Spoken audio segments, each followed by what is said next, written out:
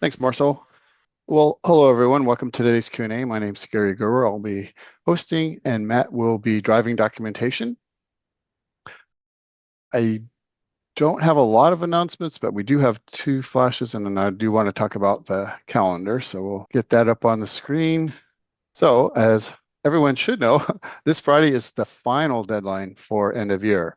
And this also means that you must have, for end of year one, you must have the SELPA approval as well as the LA approved. So be sure that SELPA approval status is in there as well. We do have, I think we have an active issue right now where after you LA approve, it's not sending the emails. And maybe Angela will talk about that in a minute, but so just make sure you check. Go into your certification screens and check and contact your SELPAs in person if you have to make sure that that status is at SELPA approved by this Friday. Okay.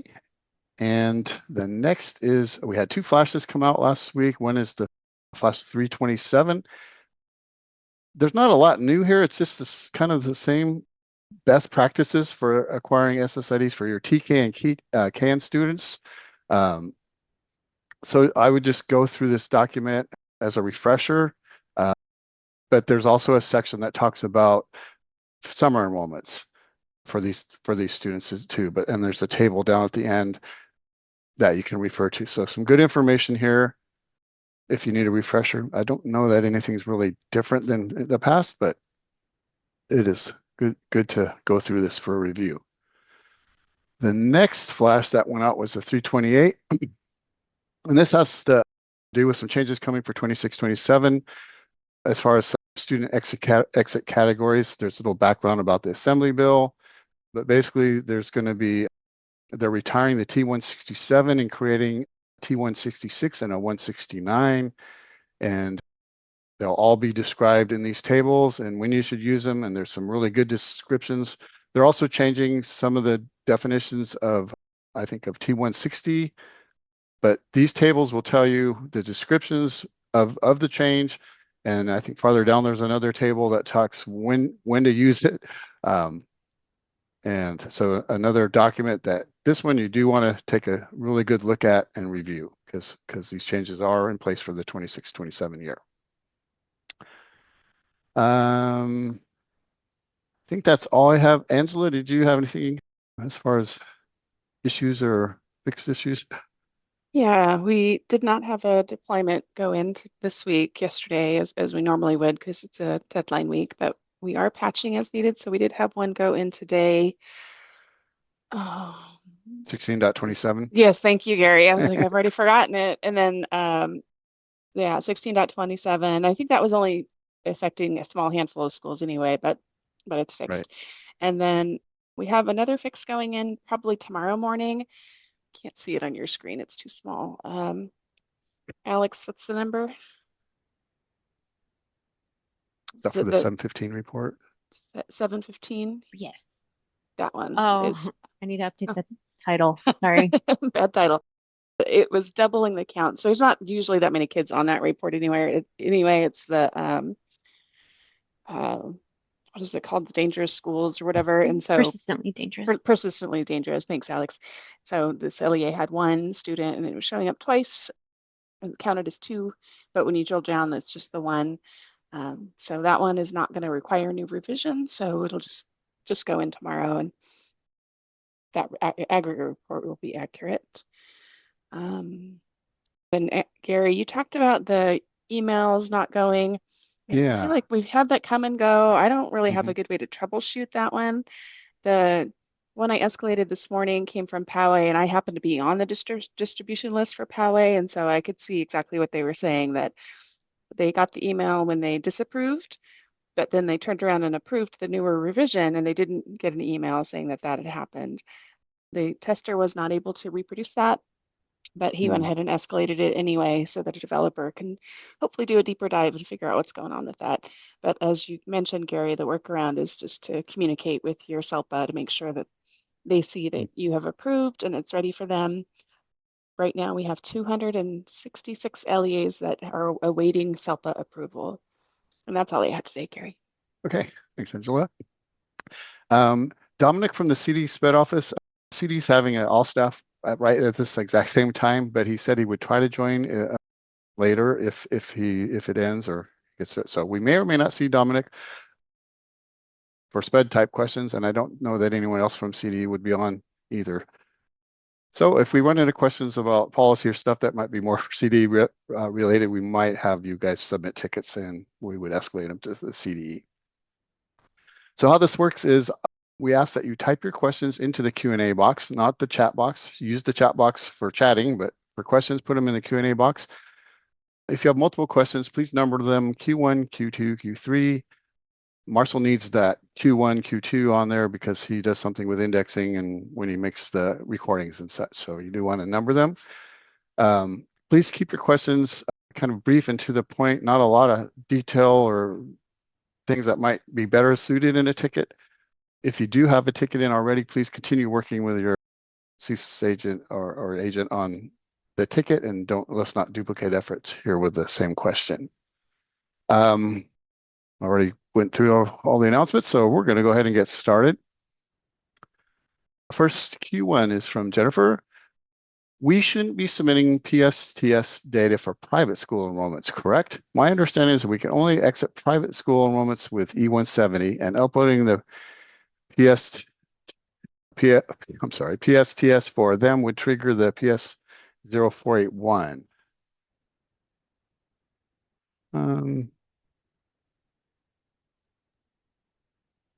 Well, I think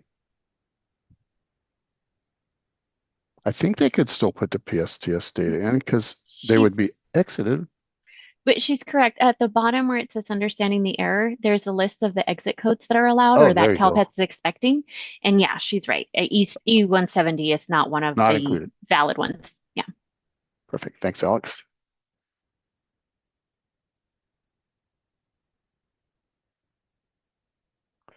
Q1 from Teresa.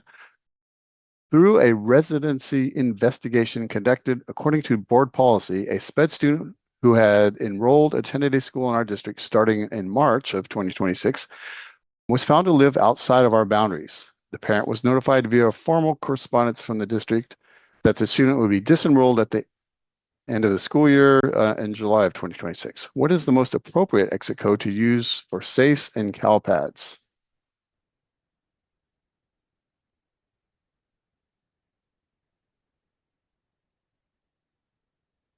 Well, let's see. Are they going to another school or another district? I guess it depends on where they're going when they exit. For the CALPAD side, what exit code you're going to use. I'm sorry, I'm not familiar enough with this exit codes for SACE. Oh, no known enrollment. Could depend on the age of the student, which exit code you use. Maybe E140 or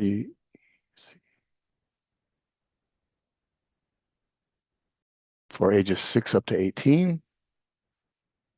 Or if they're younger than that, then E450, E400.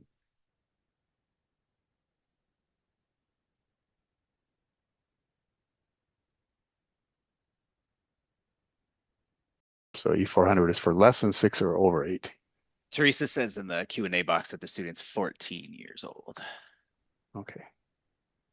So maybe E140 if you don't know if they're not having any enrollment. But if you can find out where they're going, then you would be able to get a more accurate exit code, maybe just a transfer of T160 or T200 if they're moving out of the state. So it just depends, I guess. But I'm not sure about the SACE exit code. I'm not sure if anyone can help me with that. But Gary, I think you hit the nail on the head with the T160. When I read the question, the student isn't leaving school, they're just transferring to a different school because it's been found out they're outside the boundary. So I think it's a T160. And because the student retains eligibility, we're assuming that they're going to still be special ed at the next enrollment. They don't need to be exited. There's no change in status. good point, Nate. That's the way I was reading it. Yeah. That makes sense. Now to add to that, Nate, if you don't exit the SWIDS record and then they don't end up going to that other school, it would behoove the original school to go back and revisit that SWIDS record so they don't end up with a late report on 16.21 or something. So I guess it's not just a one and done scenario. If you don't exit the SWIDS, you have to kind of monitor them. But if the SWIDS gets exited, then the receiving school is going to be kind of blindsided because I don't think the SSID extract will see the inactivated SWIDS and call them a student with disabilities. Yeah, and I think, I don't know if it's already been said, but if they do not return to a school and attend special ed services, I think you said it would be eligible, not enrolled for the status. Most likely, yeah. Yeah, I would agree. And I think we need Dominic to really weigh in on it for what they would expect to see. Because sometimes he says things that I would not normally have said. Okay, thanks. Thanks, guys. Hopefully that helps somewhat. Okay, Q1 from Bapita. Not a question, but a comment. The tester tested for end of year 1 for system message email, and my issue of not getting system email was for end of year 2. Not sure if that matters, but wanted to highlight that the end of year 2 was not tested. I'll let him know. We were getting reports from other users that it was end of year 1. So in the ticket that I sent up, I said both EOI 1 and end of year 2, but I'll have him double check EOI 2 just to be sure.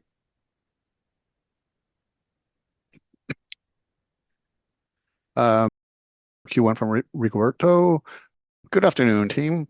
If we do not receive semester 2 grades from a college before the end of year 2 window closes, can we still submit those courses and grades to CALPADS after the end of year 2 certification to feed into the student's dashboard CCI indicator?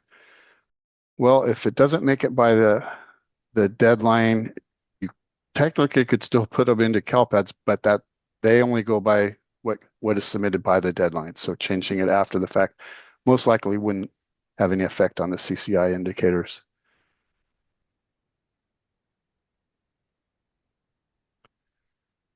From Q1 from Cheryl, with the known active issue on report 8.1, are we okay to certify? We'll take a look. I think you would be. The 8.1 is a supporting report, and as long as the data is incorrectly in CALPADS, that would make the student count as socioeconomically disadvantaged. They would be counted right on whatever analysis is done after the fact. So I think I would, yes, go ahead and certify. Also because it's doesn't look like it's likely going to be fixed this week anyways. And I also think it was kind of a corner case. It's not global.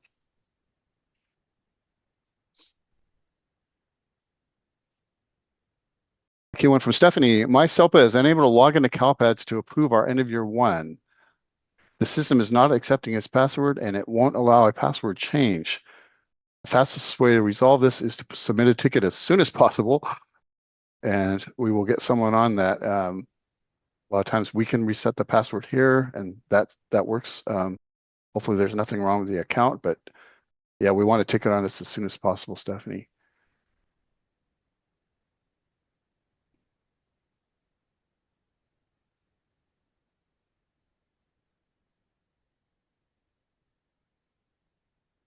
Q1 from Alarni. Can you confirm this again? I am running around like a chicken with my head cut off trying to update all of our cohort graduates. Do we have to have our summer grads updated with graduated passing all requirements before the 7/31 amendment deadline?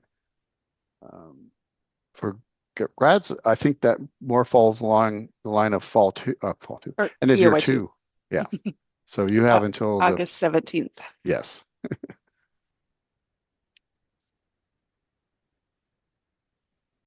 Q1 from Sariah. Any word on the ETA for a 2027 Sunbucks flash? Might be a CDE question. Yeah, if you joined late, we don't have anybody from the CDE here today. Unfortunately, they have an all-staff meeting, so check with us next week.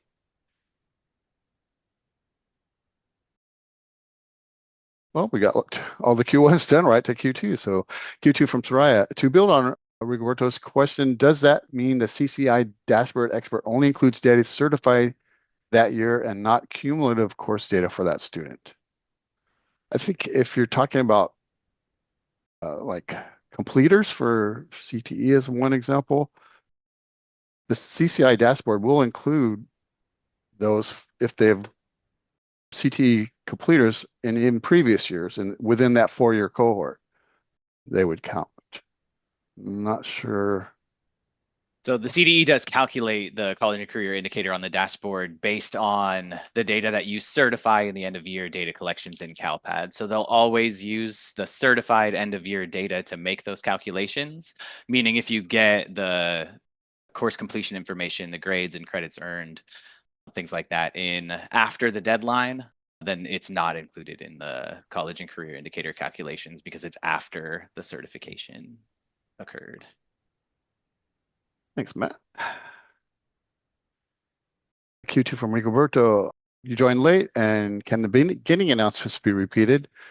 Sure, we don't have any other questions anyways. Basically, deadline is this Friday for end of year 1.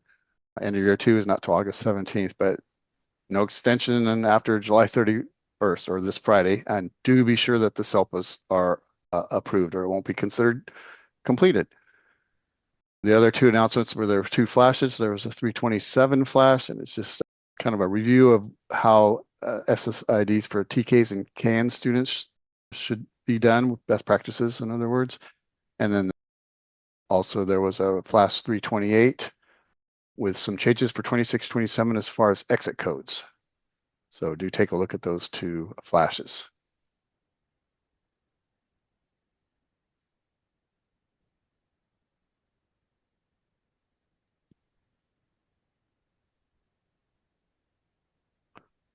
Not as many folks on today, but that might be because a lot of people are already done and it's summertime.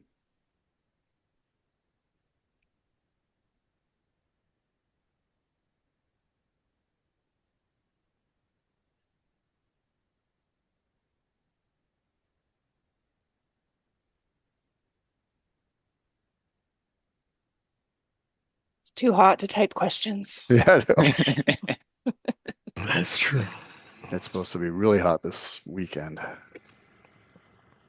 Triple digits. I stocked up on gelato and popsicles. Yeah. I'm prepared. The high in Sacramento is going to start getting into the hundreds tomorrow, and the Yeah. lows are in the 60s and 70s. Yeah. Yeah. I'm going to Portland next weekend, and I was looking at that, and I could swipe between Portland and Sacramento on my app, and I was like, maybe I'll just go early and work up there. Work there, yeah. It's like high of 79. Oh man. Oh, wow. My It's cousin really from nice. my cousin from North Carolina texted me this morning, and they have like 93% humidity. Oh, Can you Oh, imagine God. that? I said, God. we're going back into the ocean, guys. 93%. Well, see, that's what I mean. I don't like the extreme heat either here in Sacramento in the valley, but I do like the fact that it's not as humid because my son, when he lived in Pennsylvania and Philadelphia, that humidity, I just couldn't take it. And that's not even as bad as some of the other southern states, but I do prefer the dry heat. Q1 from Lisa. I am unable to get one SSID for a student. I've entered the information manually and requested an SSID. I received an email back with IDIS located to locate the ID, but none of these work. Do you have any suggestions? So one thing I do, first of all, to just make sure that it wasn't there is in CALPADS, I'll go into the first thing where you look for a student's ID, and then I'll look by the school, and you can put the grade level in the school and whatever date you put them in as the start date and put that in, and then search and make sure that that student isn't there. Sometimes they'll show up there. If the student doesn't show up there and you can't find it in that list, then I would request an SSID again. And the trick that I usually use that works is for the local student ID number, put in don't use the one that the system generates for you at first. Put in a wildcard, like put in XX1234 something, something, and then request SSID. And almost every time that works to get an SSID for the student. And then once you have the SSID, you can go back and edit that student's local ID to the correct one. And then I don't know if anyone else has any other suggestions, but. Well, I found her ticket and we were waiting to hear back from you. So he was verifying that that was the job ID. So if you just reply to that ticket, what we really need is the local student ID, and we can look it up on the back end here for you.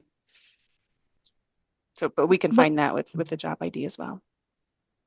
One of the things that I do is, and you can do it too, because CALPADS is going to generate an SSID based on your local ID, right? And so what you can do is generate the SSID extract by enrollment date, because you know what date the student was enrolled. So let's say their enrollment was, I don't know, August 1st, because you're starting for the 26-27 year. So you can just do the extract for, from August 1st to August 10th or whatever. And then when you get the results, search for the local ID. And more often than not, that local ID is going to be associated with an SSID already, because you accidentally use the same local ID for some other kid already. So it just, and that's, I think, what Gary was Right. alluding to earlier. So it's not that the system isn't generating an SSID, it's just that it's always going to match it back to the original local ID that you had used. And so that's where that X or whatever else comes into play when you're requesting the SSID again. So CALPADS can think it's a new one. It's a brand new kid. So, but that's usually how it happens. Yep. Okay, so hopefully that helps, Lisa.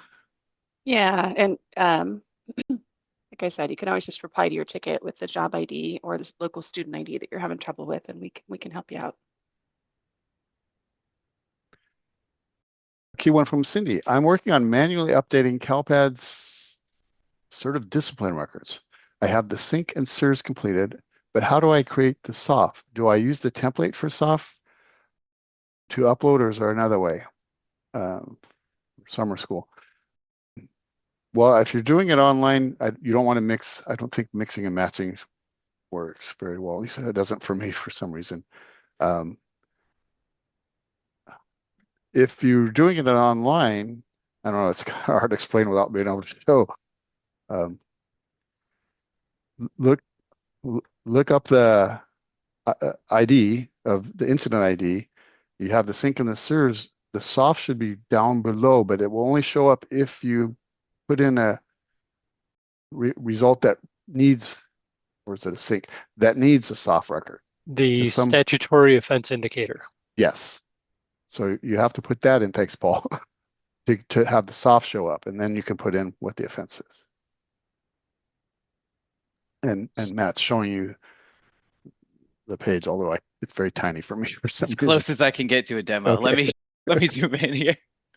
So just go to your incident data and just recreate the incident. And when you recreate it, make sure that the statutory indicator is marked as yes, and that would allow you to add the SOFF. Once that's added in, you will see on the incident a SOFF record, and then you may just need to remove any duplicates that you may have created as a result of recreating the incident. Thanks, Kyron. And that's probably the reason you're not seeing the SOFF if you're looking here, is because you have to put that statutory offense indicator on. Yep, that's what she said. Got it. Thanks for all the help, everybody. I'm gonna stay zoomed in, so hopefully folks can see better. But if you're having any visibility issues, please let me know. I'm just going to go through the questions since we kind of already touched Q2s and now we're getting more. Q2 from Larney. follow up to my question. So if I wait to update our summer grads with graduated passing all requirements until next week, and we certified our end of year one with these students as continuing, will that certified data or information be changed next week when we change them to graduated passing all requirements? I'm sorry, the answer to my Q&A was not what was given on the previous Q&A, but I may have misunderstood. Well, I think the grads is all part of end of year two, so it's not going to changing passing requirements. I guess I'm not clear on what's getting changed. So they're in one way right now, but you're going to change it next week to something else. I don't know that would affect end year one, because that's. It sounds to me like they don't satisfy the graduation requirements until next week. And so it wouldn't be accurate to report them as graduating passing all requirements until next week, which is past the end of year one deadline. But I do think you're correct that grad and completer data is now a piece of end of year two. August 17th is the relevant deadline for that data. So if you do get the graduated passing all requirements data in next week, you should be able to report your grad and completers and certify that in end of year two in a way that does influence the dashboard and calculations and things. So to add to that, the initial exit to fulfill your end of year one requirement should be an E156. That way, all enrollments are closed as of your end of year one certification. And then later on, you can just add that one day enrollment that would reflect the graduate that would then fulfill the grad requirements for end of year two. Thanks, Karen. I think that part, I would like to highlight what Karen just said, is that when students graduate over the summer, you're not updating the original exit. You're meant to create a one-day enrollment as of the day that the student finished their graduation requirements. And so if that student finished their graduation requirements, I don't know, July 30th, then that's the one-day enrollment that you're going to set as an E230-100, and the original E156 stays. Okay, hopefully that helps. Thank you, one from Evan, I'm sorry. To follow up on Rigoberto and Sariah's questions, and to further clarify, if students were taking a summer college course and were not 12th graders and received their grade slip after the end of year deadline, would it still not be valid to submit the course completion for summer school college courses next year? That's what has been shared in the past. So these are kids taking college courses that are not going to be done by August 15th. That is what it sounds like to me. And in that case, I would say it is the best practice to still report them, but they won't go into the dashboard calculations for this academic year. Yeah. So it is important to report them for accuracy for the students over the summer, but the dashboard indicators need to rely on the certified end of year data. So if it happens after certification, it won't influence those calculations. But if it's like an 11th grader, that's going to be a 12th grader next year, I think is what they're saying. No? Did I misread that? No, I think you're right. No, I think you're right. I'm trying to So- figure out what the implications of that statement are. So and you can double check in your 15.2 report for all students that have, and your 15.2 is your cohort report, and that's essentially what is going to be sent and what's going to be used for the dashboard, right? I mean, there's other calculations that happen in the back end, but this is like the closest we can get in CALPADS. But there is, I believe, because it's kind of a beast of a report, but if I remember correctly, we have either a filter or a column for college courses.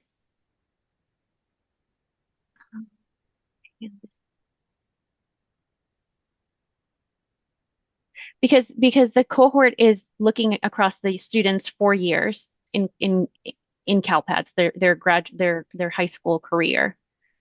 So long as a student took a college course within those 4 years, then it should be included in the CCI. And of course, as long as that data is posted before the cohort pool date. Yeah.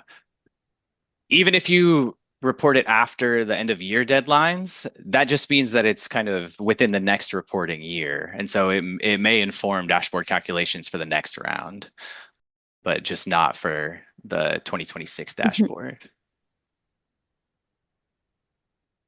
Okay. Q2 from Cheryl. Sorry, another question about report 8.1. There are several known issues with that report. We are specifically concerned about some 400 plus missing disabilities. That's right, there isn't that issue as well. Again, I don't think anything is going to get fixed on that report. It is a supporting report before this Friday. And if the information is in CALPADS correctly, once it is fixed, they will show up on the report, but you're going to want to certify because it's not going to be corrected, I don't think. I'm more concerned about 400 missing SWD kids. Maybe you've exited their enrollment or prior to their. I think she's saying missing disabilities, which is what that bug is, not that the students are missing. Yeah. Okay. So really for the special ed students, you really want to look at your special ed reports to make sure they're accurate. The aggregate reports, right? Aggregate reports, yeah. Not so much the 8.1. That's just a column that you can flag or filter that you can set. And yeah, there is an issue with that right now. But I did find that the developer fixed it, and so it's in the hands of our tester. So I've asked them to include it in tomorrow's patch. Q&A. My name is Paul Higgins. I'm a data analyst working at CSIS. Marcel, can you mute? Thank you. Not that we don't like listening to Paul talk, but so I've asked that if that one can be included in tomorrow's patch. So that might be fixed tomorrow, Cheryl. Okay. We'll see. It's Inception, QA Inception. And Dominic's here. Hey, Dominic. We got you out of your all staff, so you're welcome. It's fair trade. That's what I was trying to unmute to say, that Dominic was here and Paul started talking on my computer for some reason. You were listening to a recording or something. Now, I want to be clear, that was not me talking. No, it wasn't him. It was the YouTube Q&A session. Marshall making deep fakes over here. So Cheryl, you maybe wait one more day, I guess, if it gets patched tomorrow, but it would probably be in the afternoon before that could potentially be fixed. So cutting it close.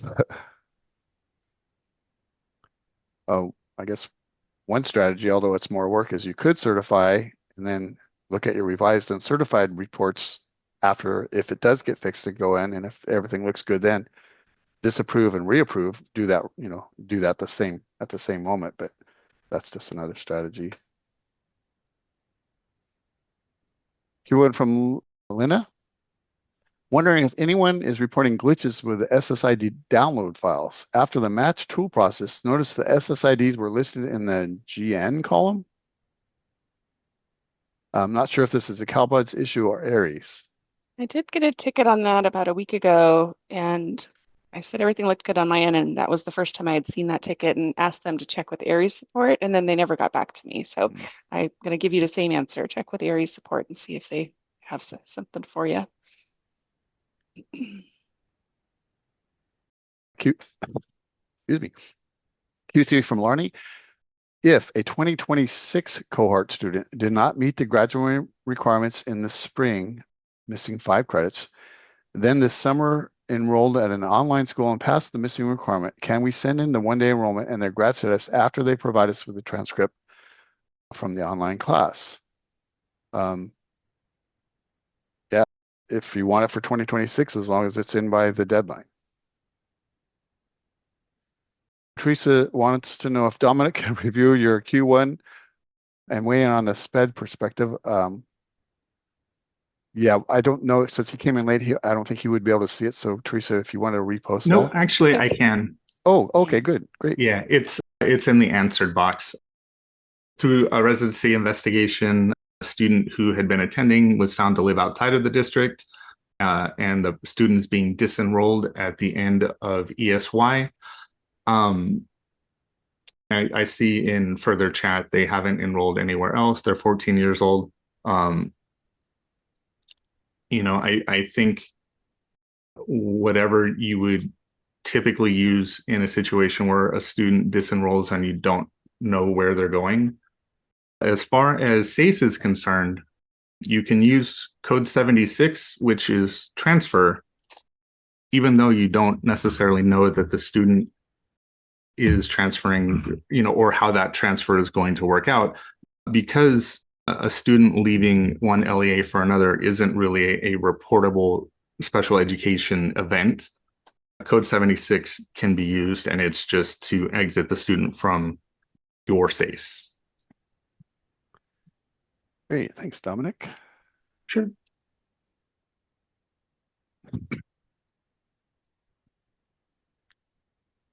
Okay, all right, out of questions again.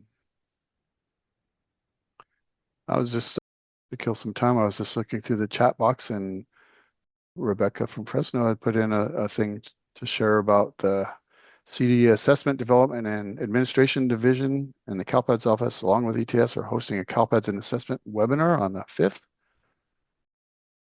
And she put a registration link in there if anyone was interested in that. Okay, we'll give you another minute if you're furiously typing a question. And I guess if we don't get anything in a minute or so, we'll let you go a little early.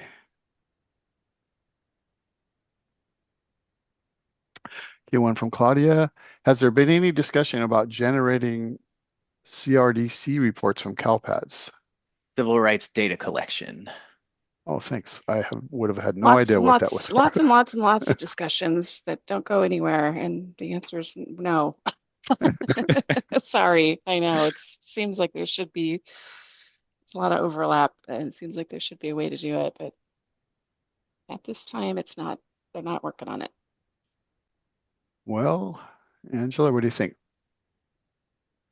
340. Oh, they're still Oh, coming here's in. a question. Larnie with a Q4. Sorry, another graduation question. Is there an updated documentation that is similar to the Flash 274, specifically on summer grads and one-day enrollments? Our superintendent wants to know.